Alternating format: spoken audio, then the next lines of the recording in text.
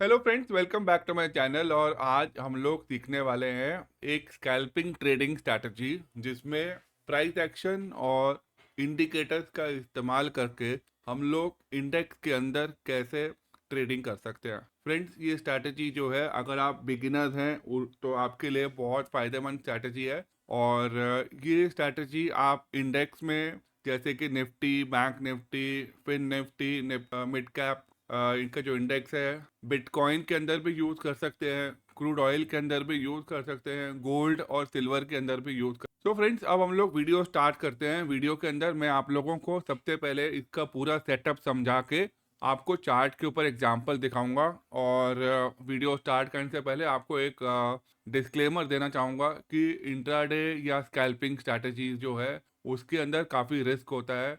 और अगर आप अपना रिस्क मैनेज नहीं करोगे सो फिर ये आपको बहुत बड़ा लॉस भी दे सकती है। सो अगर आपको इंट्राडे या स्कैल्पिंग के अंदर सक्सेसफुल होना है तो सबसे इम्पॉर्टेंट चीज़ है रिस्क मैनेजमेंट। आप अपनी कैपिटल का मैक्सिमम 1% या 2% का रिस्क एक दिन के अंदर लेंगे। और यहाँ पर जो सबसे बड़ी प्रॉब्लम जो हम लोग फेस करते हैं ट्रेडर्स, कि आपकी प्रॉपर एंट्री और एग्जिट नहीं होता। अगर एंट्री भी सही हो जाती है तो टाइमली प्रॉफिट बुकिंग करना भी बहुत ज़रूरी है। सो दूसरी चीज़ जो है इम्पॉर्टेंट, वो है आपका रिस्क रिवॉर्ड रेशियो। अब रिस्क रिवॉर्ड रेशियो हमें कम से कम 1:1.5 या 1:2 रखना चाहिए। ठीक है, 1 मिनट और 3 मिनट का टाइम फ्रेम होगा जिसमें आपको pre defined entry exit system के अंदर डाल के प्रॉपर रिस्क मैनेजमेंट करके ही आपको इसमें हाथ डालना चाहिए। और कम से कम इसको आपको 3 महीने प्रैक्टिस करना चाहिए और उसके बाद ही जो है आप कंटिन्यूअसली और कंसिस्टेंटली इसके अंदर इनकम आ सकती। सो फ्रेंड्स, अब हम लोग वीडियो स्टार्ट कर रहे हैं और सबसे पहले आप लोग नोट डाउन कर लो कि हम लोग यहाँ पर चार चीज़ों का इस्तेमाल करेंगे। सबसे पहले हमारा है exponential moving average. Moving average basically trend following indicator होता है। और जो भी ट्रेंड चल रहा है कि अपसाइड है या डाउनसाइड है या साइडवेज है, तो वो हम लोग मूविंग एवरेज से यूज देखेंगे। अब 10 जो मूविंग एवरेज होता है वो शॉर्टर ड्यूरेशन का मूविंग एवरेज होता है और जो 20 वाला होता है वो हायर ड्यूरेशन का होता है। सो 10 और 20 ईएमए के साथ आपको आरएसआई लगाना है, अपर बैंड 60 और लोअर बैंड 40। जब आप किसी भी ट्रेडिंग व्यू के अंदर जाके जब आप चार्ट देखते हैं तो उसके अंदर जो आरएसआई की डिफॉल्ट सेटिंग होती है वो 70 और 30 होती है, तो उसको आपको चेंज करना है, 60 और 40 कर लेना है। फिर उसके बाद में आप MACD भी लगा सकते हैं और टाइम फ्रेम जो है वो 1 मिनट या 3 मिनट का रहेगा। अब आप देखो यहाँ पर सबसे पहले इम्पोर्टेंट क्या है कि आपको ये प्राइस के जो पैटर्न्स होते हैं, ठीक है, वो देखने हैं। अब यहाँ पर बेसिकली हम लोग जो है रिवर्सल प्राइस एक्शन पैटर्न के इस्तेमाल करेंगे।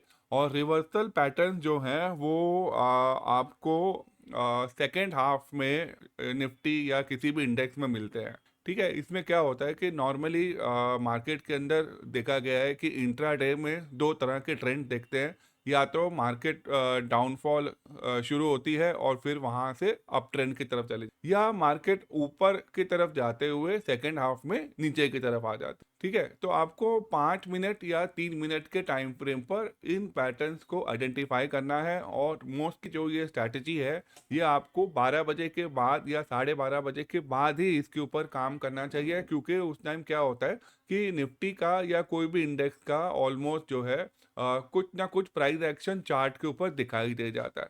तो आपका सबसे पहला जो पॉइंट है वो ये है कि आपको इन पैटर्न्स को 3 मिनट या 5 मिनट या 1 मिनट के टाइम फ्रेम पर आइडेंटिफाई करना है। अब क्या करते हैं हम लोग कि आप इसको 3 मिनट पे आइडेंटिफाई करके 1 मिनट पे एग्जीक्यूशन कर सकते हैं, या आप इसको 5 मिनट के टाइम फ्रेम पर आइडेंटिफाई करके 3 मिनट्स के टाइम फ्रेम पर एग्जीक्यूट करना है। तो ये चीज़ आपको ध्यान रखनी है। अब आप देखो यहाँ पर कि ये निफ्टी का चार्ट है। मैं आपको पहले इसमें प्योर प्राइस एक्शन बताता हूँ यहाँ पर कि ये 1 मिनट का निफ्टी का चार्ट है। ठीक है, और इसके अंदर आप देखोगे तो ये जो रेड कलर का जो मूविंग एवरेज है वो 10 मूविंग एवरेज है और जो ग्रीन कलर का मूविंग एवरेज है वो 20 मूविंग एवरेज है। और ये आप देखो यहाँ पर अराउंड 1150 के आसपास जो है यहाँ पर एक बेरिश क्रॉस डाउन हुआ।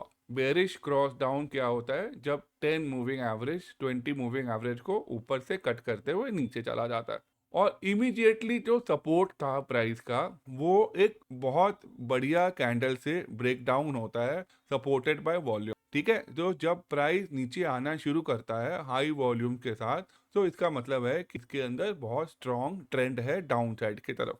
तो फिर आपको यहाँ पर एक पुल बैक मिलेगा 10 मूविंग एवरेज के पास। यहाँ पे आप देखोगे 10 मूविंग एवरेज के पास में एक बेयरिश कैंडल बनी है, शूटिंग स्टार कैंडल बनी है, जिसका ऊपर से विक बड़ी है और बॉडी छोटी है।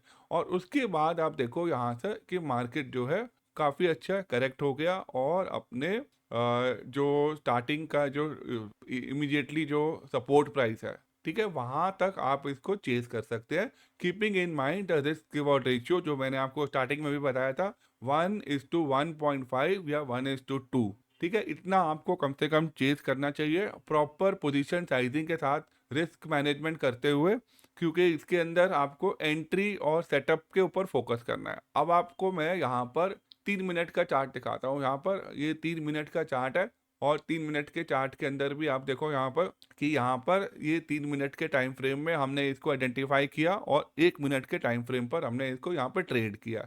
ठीक है, तो आपको यहाँ पर क्लैरिटी हो जाएगी कि कैसे आपको अलर्ट रहना है।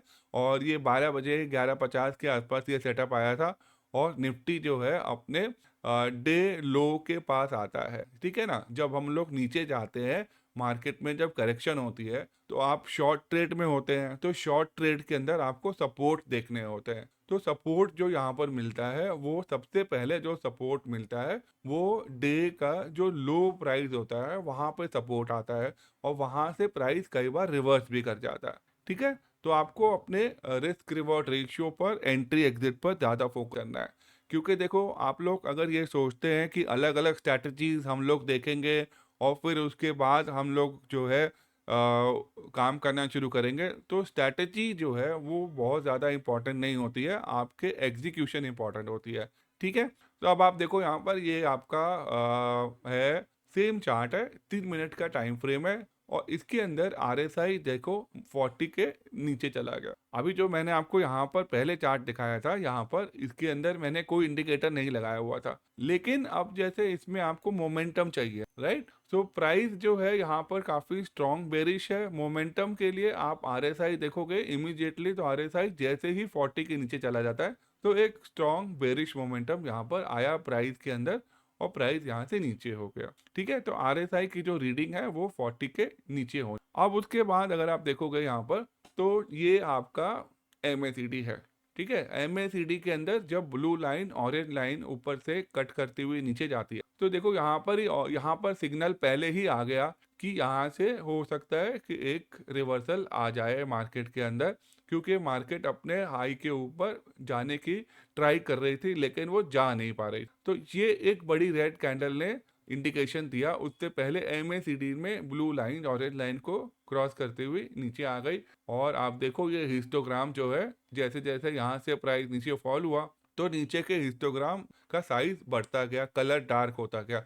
इसका मतलब है कि ट्रेंड डाउन साइड पर है। और आप अगर ध्यान से प्राइस देखते हो तो इस डाउन ट्रेंड के अंदर आप देखोगे कि जब भी पुल बैक हुआ है तो उसमें ग्रीन कैंडल बहुत छोटी छोटी बनी है और डाउनफॉल की कैंडल जो है वो बड़ी बड़ी। ठीक है, तो इस तरह से आप अपने इमोशंस को कंट्रोल करते हुए यहाँ पर जो है ट्रेड को मैनेज कर सकते हो, क्योंकि बहुत सारे लोग या तो जल्दी ट्रेड में एग्जिट कर लेते हैं या एंट्री लेट करते हैं। तो ये चीज आपको इस चीज पे फोकस करना है। जैसे मैंने आपको स्टार्टिंग में कहा था कि 3 महीने आपको देना चाहिए। 3 महीने लगातार प्रैक्टिस करके ही जो है आप कंसिस्टेंट प्रॉफिटेबल बन सकते हैं। ठीक है, तो स्ट्रैटेजी इंपॉर्टेंट नहीं है, स्ट्रैटेजी है आपका एग्जीक्यूशन।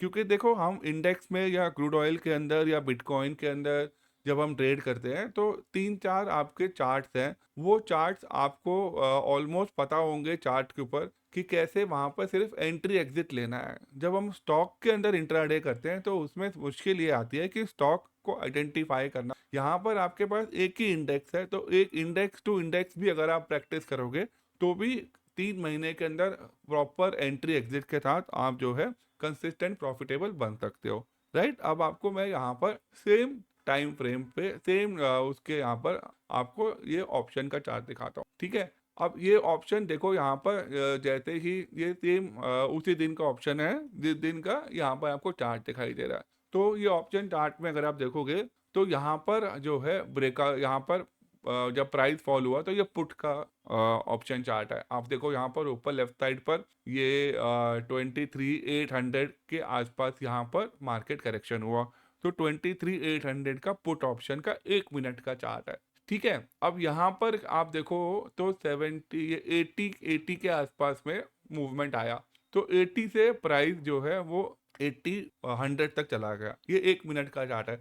तो हार्डली ये आप देखो यहाँ पे 6-7 कैंडल्स के अंदर 80 से प्राइस 100 पे चला गया और उसके बाद फिर मोमेंटम थोड़ा सा कम हुआ और प्राइस जो है वापस इसी कैंडल के पास आके यहाँ से बहुत शार्प होता हुआ ऊपर चला गया।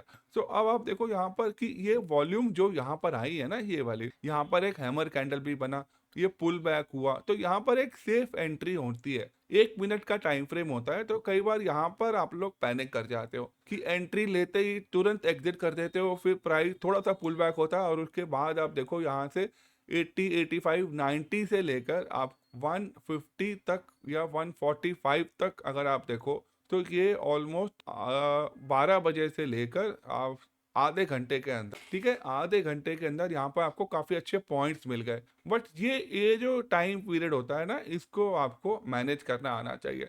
अब स्कैल्पिंग के अंदर लोग यहाँ पर 80 पर एंट्री करके यहाँ 100 से भी निकल जाते हैं, लेकिन फिर उसके बाद क्या होता है कि आप देखो प्राइस पुल बैक करते हुए बहुत शार्पली ऊपर चला जाता है। तो एज अ बिगिनर अगर आप जो है पोजीशन साइजिंग पर फोकस करोगे, रिस्क मैनेजमेंट पर फोकस करोगे, तो आप कम ट्रेडिंग करके भी काफ़ी अच्छे पॉइंट्स ले सकते हो, राइट। सो अगर आपको ये वीडियो में कुछ लर्निंग मिली हो तो मुझे कमेंट करके बताना और मुझे बताना कि आपको ये वीडियो समझ में आया या नहीं समझ में आया। Thank you so much for watching and have a nice day.